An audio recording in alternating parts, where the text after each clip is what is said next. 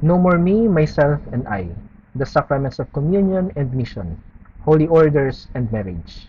Mga sakramento ng pagtawag. No? Yung iba sa atin, tinatawag sa kasal, sa pag-aasawa. At yung iba naman ay tinatawag hindi sa pag-aasawa, kundi para gampanan ang misyon ng Diyos dito sa lupa sa pamamagitan ng kanyang simbahan. Yun yung uunahin natin, yung Sacrament of Holy Orders. Paano ba ginagampanan o paano ba nagkakaroon ng transmission yung teaching? Paano ba nagkakaroon ng candidate? Ano ba yung nangyayari sa pagpili ng Diyos sa kanyang mga magiging tagapamuno ng simbahang kanyang itinatag dito sa lupa? Okay? Pero maganda tingnan muna natin kapag pinag-usapan natin yung holy orders ay yung kabuuan ng creation, ano? So, nakikita natin that from God, He created man, no? Or the angels, no? Sa things visible and invisible, no? God created also the invisible things. He also created the visible things. At pinakamataas diyan yung tao and all the other created things, no? Pag nakikita natin itong order of things or order of beings, no? Dito sa ating mundong ginagalawan, nakikita natin na lahat tayo ay merong ginagampanan, no? Kahit na hindi, for example, tayong tao, merong kahit na tao tayo, merong mga bagay ang mga hayop, mga halaman, at kung ano pa man, na nagagawa na hindi natin kayang gawin. At ganun din sila, no? Meron tayong maraming pwedeng gawin na hindi nila kayang gawin. Ang ang pinaka-point lang doon is that pag pinag-usapan natin yung holy orders, lahat tayo ay merong specific nagagampanan sa history of creation, sa kanyang story, sa His story ng ating Panginoon. Okay? So, unahin natin. How does the church understand the sacrament of holy orders? No? Pag sinabing holy orders, ito yung pagpapari, obispo, yung Santo Papa. Paano nangyayari yun? Anong pinanggalingan nun? Bakit merong mga ganun yung simbahan? The priests are the Old Testament, are of the Old Covenant, or of the Old Testament, sila, yung mga prophet or yung mga priest, mga Levites sa Old Testament, so their duty as mediating between heavenly and earthly things. They are the mediator, no? Between God and His people. Yun yung trabaho ng mga pari, no? Mga priest sa Old Testament. Okay? Since Christ is the one mediator between God and man, sabi ng first letter of Paul to Timothy 2:5, He perfected and ended the priesthood. Anong priesthood yun? Yung sa Old Testament. Because hindi na kailangan ng mga Levites, no? Sabihin natin sa Jewish tradition. Kasi dumating na yung ultimate mediator, and that is Jesus Christ. Christ there can be after Christ there can be an ordained priesthood only in Christ. In Christ's sacrifice on the cross and through the calling of apostolic mission from Christ. Everything, all the readers, even the Pope, the bishops, the cardinals, the priests and deacons, yung mga madre, lahat ng kanilang ginagawa, all for the mission of Christ. Ito yung pagpapatuloy. Kaya merong holy orders para ipagpatuloy yung mediation na ginawa, para sundan yung mediation na ginawa ni Jesus nung siya ay nandito pa. Kung paano niya pinag-isa, no? Paano niya mediate, no? Kasi pag sinabing mediator, tagapamagitna. Siya yung tagapamagitna ng langit at ng lupa. At sa kanyang pag-akyat sa langit, iniwan niya yung mga apostol. At yung mga apostol, nagkaroon ng mga kanya-kanyang estudyante, nagkaroon ng mga pari, nagkaroon din sila ng mga ordinasyon. Bakit kailangan yon? Kasi kailangan ipasa yung nakita nila kung paano ang mediation na ginawa ni Jesus Christ ay mapasa hanggang sa ating panahon ngayon. Okay? So yon. Sacraments that confer character. Okay? Configure to Christ's priesthood. Ito yung mga sacraments na nag-configure sa atin sa pagiging pari ni Jesus, yung pagiging mediator natin, at yung mission niya. Paano, sa mga sacraments natin mapapractice yung priesthood na yon ni Jesus. Okay? So, one is the character of baptism. Kasi sa baptism, it makes a person a member of the lay faithful, and kapag member ka ng simbahan, it imparts power to receive gifts from God. Bilang isang binyagan, ikaw ay natututo sa loob ng simbahan, nagkakaroon ka ng values, nagkakaroon ka ng education during mass or every time you are in the inside the church, nagkakaroon ka ng knowledge, nagkakaroon ka ng power na yung faith na to ay ma-share mo rin sa iba. Next is the character of confirmation. Sa confirmation then, it imparts priestly power to witness maturely, no? Kung sa baptism, we receive that wisdom, let's say. Sa character ng confirmation, yung wisdom na yun, yung understanding on that knowledge, that understanding, pwede na nating i-share sa iba. Kasi we are already in the age of reason. Kasi nung mga sanggol pa lang tayo, or baby pa lang tayo, toddler pa lang tayo, we are just learning, no? The values, no? Or the ethics na meron sa simbahan. Pero kapag nasa confirmation, we configure to Christ priesthood. Nagtuturo na tayo, no? Kaya na rin natin i-impart yung ano natin, yung faith natin. And last na nagko-configure sa Christ priesthood is the character of holy orders, which not only gives the priest or the ordained minister the power to receive, no, gift from God, not only the power to witness maturely, but also to impart power to bestow God's gifts, no? So hindi lang siya yung pag ikaw ay naging pare, nasa holy orders ka, hindi lang ikaw yung tumatanggap. Ikaw din ay nagiging kasangkapan para ipalaganap yung mga biyaya ng Diyos sa kanyang mga faithful. Okay? So, ito yung mga ranks of orders. So, may bishop, may presbyter, or usually tawag natin pari or priest, and deacons. Bishops and priests offer sacrifice of the mass. No? Sila lang yung pwedeng magbisa. Si deacon, hindi pa pwedeng magbisa. Okay? Also, bishops and priests forgive sins and bestows blessings. No? Forgive sins through the power of Jesus Christ and bestow blessing. Yung the usual blessing. Okay? And preach in the name of Jesus. Pero pag sa deacon, ministry of the altar of the word, so hanggang doon na sila, pwede sila magbasa ng first reading, second reading, responsorial psalm, and the gospel. And the ministry of charity. Okay? So, kumbaga, pag merong kung sa isang simbahan, merong deacon, yung mga mahihirap na gawain sa simbahan na hindi na kaya nung pare, yung deacon, yung kanyang pinapadala, to act on behalf, no, ng buong simbahan. Okay? So, no, ito yung usual question na binabanat din sa mga pare. Bakit daw hindi sila nag-aasawa? Ang utos daw sa Bible, sa Genesis, humayo kayo at magpakarami. No? Humayo kayo at magpakarami. Pero ang pare hindi nag-aasawa kasi, di ba? Parang pinataliwas ng practice ng simbahan na hindi nag-aasawa yung pare doon sa utos na yon na humayo kayo ng pagpakarami. Okay? So, luma na yung atake, pero hanggang ngayon marami pa rin kasing gumagamit. Okay? So, maganda na rin kung first time nyo lang ma-encounter yung word na celibacy. Okay? So, at least alam nyo na yung ipapaliwanag nyo kapag may nagtanong ulit na kung bakit yung mga pare at mga madre ay hindi nag-aasawa. Okay? So, celibacy from Latin celebs, a single unmarried person, is the personal commitment of a person to live in the unmarried state for the sake of the kingdom of heaven. Okay? So, mababasa nyo yung sinabi na yan sa Matthew 19 verse 12. So, basahin nyo ito yung encounter kasi between Jesus, his apostles, and the Pharisees. No? Tinanong sila kung ano ba yung batas ni Moises, no? And dun sa isang babae, isang widower, so isang balo, meron siyang napangasawa, namatay, pero yung asawa niya merong 7 magkakapatid. Lahat yung pinakasalan ng balo kasi yun yung sa tradisyon ng Jewish.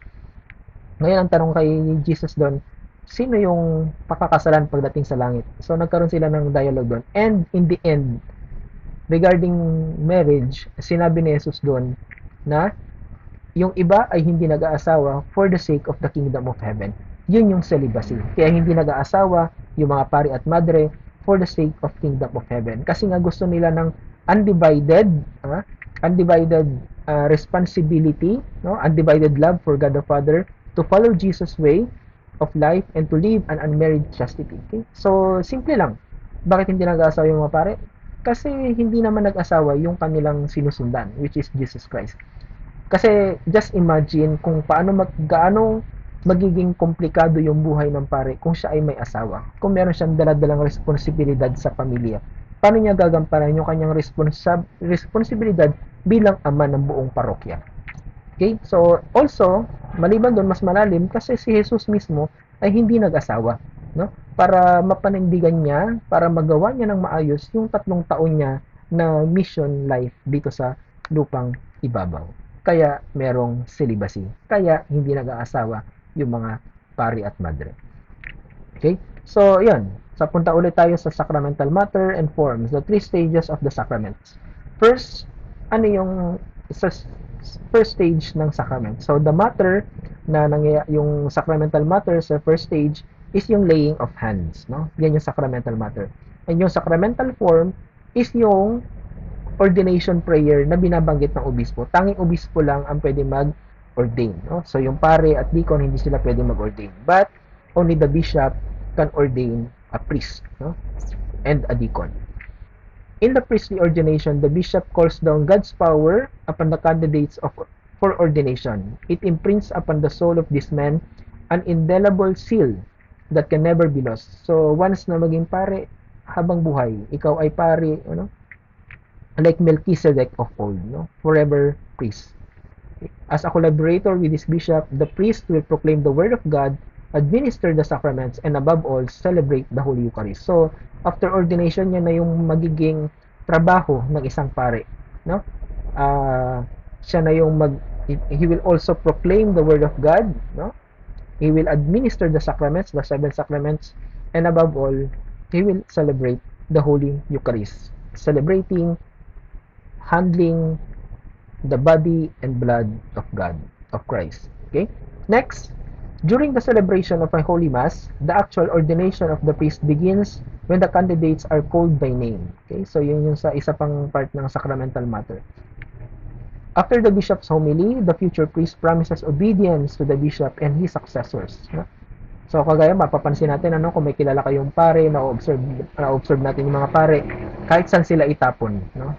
Kailangan nilang sumunod. Kasi yun yung kanilang promise during their ordination, na kailangan nilang sumunod sa kung ano man ang gusto ng kanilang obispo. Okay? Next, second stage. After ordination, hindi doon natatapos ang pagiging pari, yung sa Holy Orders. Hindi doon natatapos. Yung second stage natin, the priest become the alter Christus. No? Siya ay when he practices the proclamation of the Word of God, when he practices the sacraments, no? Kapag nagsa-celebrate siya ng misa, hindi siya, but he acts on behalf of Jesus Christ. Kaya ang tawag din sa mga pari ay alter Christus, on behalf of Christ. And yung third stage natin, ayun na, the lifelong, actually lifetime, no? Lifetime commitment doon sa mga promises na sinabi nila during their ordination, na mananatili silang celibate, no? Mananatili silang faithful, at mananatili silang banal, no? So yun yung 3 stages ng Sacrament of Holy Orders. Okay?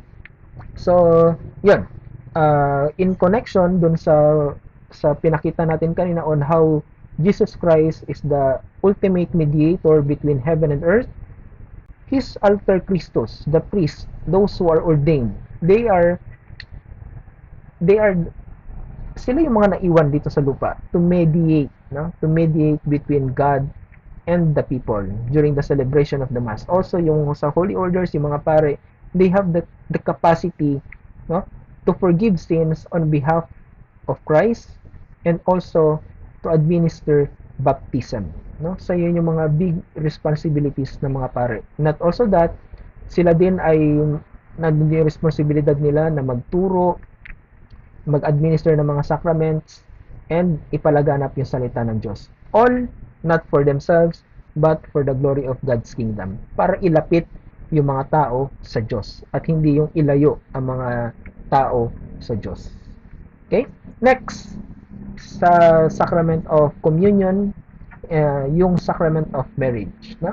So from Ephesians 5:31 to 32, For this reason, a man will leave his father and mother and be united to his wife, and the two will become one flesh. This is a profound mystery, but I am talking about Christ and the church. No? So, dito sa marriage, tingnan natin, pag-usapan natin kung paano kino-compare ni Saint Paul sa kanyang letter to the Ephesians yung pagsasama ng lalaki at babae compared dun sa pag-asawa ni Kristo sa kanyang simbahan. Okay? So kasi kung titingnan natin sa ganung perspective, biblical perspective, yung pag-aasawa, mas maintindihan natin kung para saan talaga yung marriage. Okay? The ends of marriage, the first principal end is begetting and education of children. So primarily, the goal of marriage is procreation, no? Procreate, no? And to educate their children. The second end is the cooperation in making up and perfecting a household. No? So nalaman natin since elementary na family is the basic of the community. So ito yung pinaka basic kind of community, yung family, no? So sa family nagsisimula lahat ng lahat natututunan ng bata, lahat ng mga dapat niyang malaman sa kanyang pagsabak, no, sa buhay. And yung effects ng marriage, a remedy for sin and cause of grace for the spouses, no? So, yon. Mamaya i-discuss ko yan ng maayos kung paano natin dapat tinitingnan, no? Kayo, grade 12, paano natin in time, no? Pag dumating na kayo dun sa stage na pwede na kayo mag-asawa, paano ba tayo titingin, paano natin titingnan kung sino ba yung perfect para sa atin, no? Also conforms them to the passion of Christ in charity. Ito yung sinasabi ng iba na kung mag-aasawa man ako, dapat si Kristo o kaya ang Diyos ang nasa gitna namin pareho, no? And enables the husband and wife to love each other salvifically. Ano ibig sabihin nun?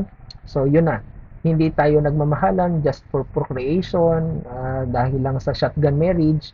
We are in this together for the salvation of each other, no?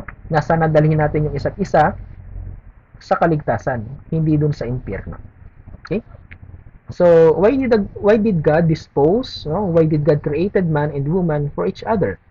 God disposed man and woman for each other so that they might be no longer two, but one.